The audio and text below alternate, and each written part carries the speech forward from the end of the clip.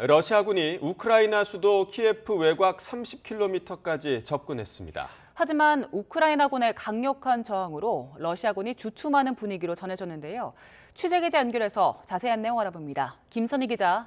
네, 국제부입니다. 우크라이나에 대한 러시아의 공격이 시작된 지 사흘이 지나고 있습니다. 현재 상황은 어떻습니까? 네, 미 국방부 고위 당국자는 상황이 유동적이긴 하지만 러시아는 현재 우크라이나의 수도 키예프 외곽의 30km 지점까지 진입했다고 밝혔습니다. 러시아 병력의 50% 이상이 우크라이나 침공에 투입됐다고 전했는데요. 특정되지 않은 숫자의 러시아 군 정찰대가 키예프에 이미 침입했다고도 덧붙였습니다. 또 러시아가 우크라이나에 250발 이상의 미사일을 발사했는데 이 가운데 대부분은 단거리 탄도미사일이고 거주지와 공공 인프라를 타격하고 있다고 설명했습니다. 키예프 시내에서는 공항 근처 고층 아파트들이 미사일 공격을 받아 수많은 시민들이 대피했고 지하 주차장과 지하철역 등에서 밤을 새웠습니다. 네, 앞서 미국 정보당국은 나흘 안에 수도가 함락될 수도 있다 이렇게 평가했는데 우크라이나군의 저항이 예상보다 더 강력하다는 평가죠.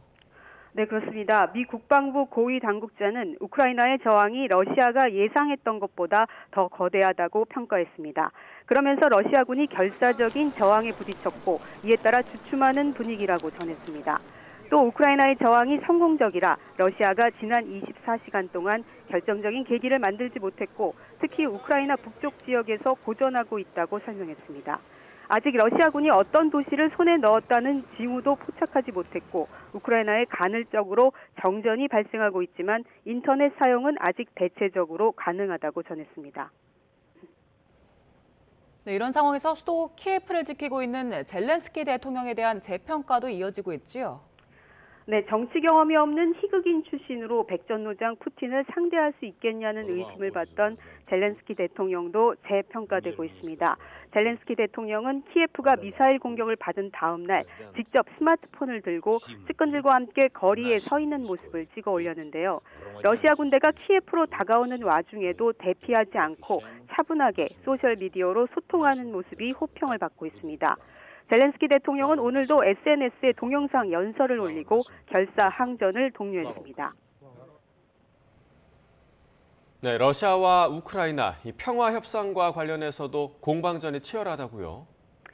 네, 그렇습니다. 먼저 러시아 크렘린궁 대변인은 우크라이나 측이 협상을 거부해 일시 중단됐던 러시아군의 진격이 재개됐다고 말했습니다.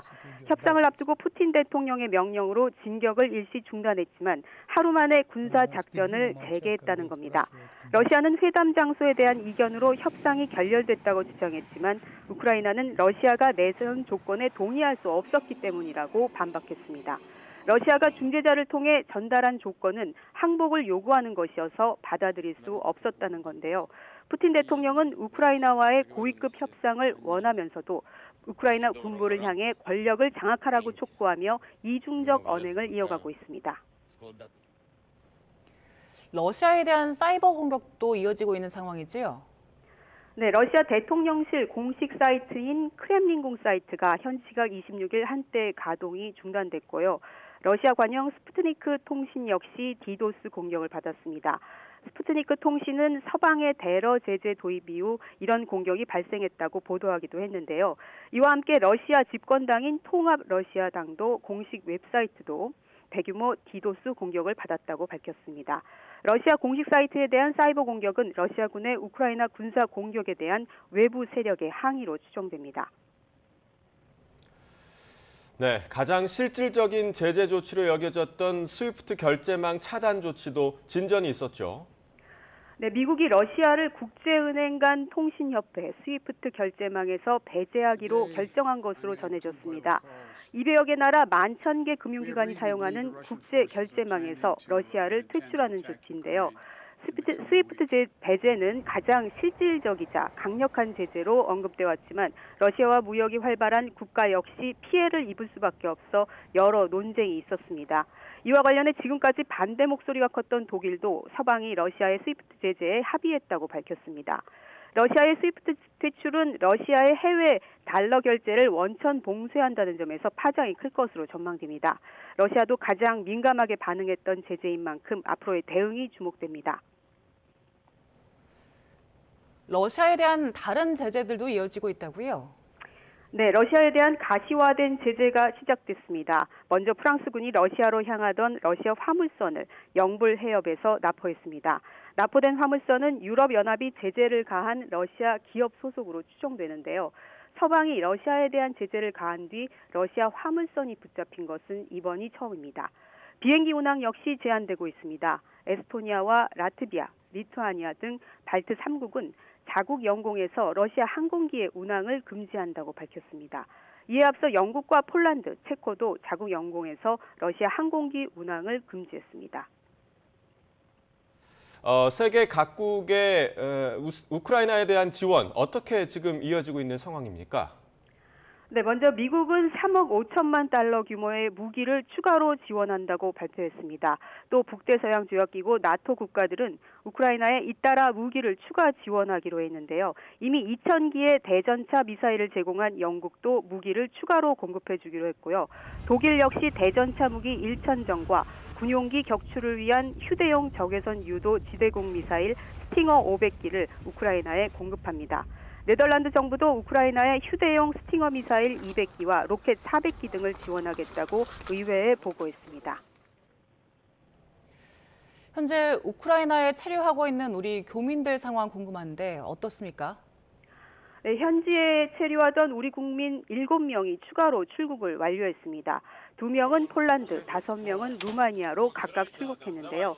새로운 체류자 1명이 새롭게 확인돼 현재 우크라이나에 남은 우리 국민은 총 63명에서 57명이 됐습니다. 새롭게 확인된 교민은 최근 우크라이나에 재입국한 뒤 다시 출국하기 위해 개별 이동을 하고 있었는데 현재 우리 공관원과 합류해 루마니아 국경 검문소로 이동 중입니다. 또 이 교민을 포함해서 모두 16명이 루마니아와 폴란드, 슬로바키아로 이동하고 있는 상황입니다. 네, 이러한 우크라이나의 안타까운 상황에 전 세계가 지금 주목하고 있는데요. 러시아를 포함해서 세계 곳곳에서 전쟁에 반대하는 시위가 계속되고 있다고요? 네, 그렇습니다. 러시아군이 우크라이나 침공을 가속화할수록 러시아 전역의 반전 시위도 격해지고 있습니다. CNN 보도에 따르면 러시아 시위는 모스크바를 비롯해 50개 도시에서 진행됐고 3천여 명가량이 체포된 것으로 전해졌습니다. 반전 시위는 러시아뿐 아니라 전 세계로 확산하고 있습니다. 영국과 런던, 이탈리아, 타이완, 일본 등에서 시위대는 푸틴을 막아라, 우크라이나 평화 등을 외치며 전쟁 반대 시위를 계속하고 있습니다. 지금까지 국제부에서 전해드렸습니다.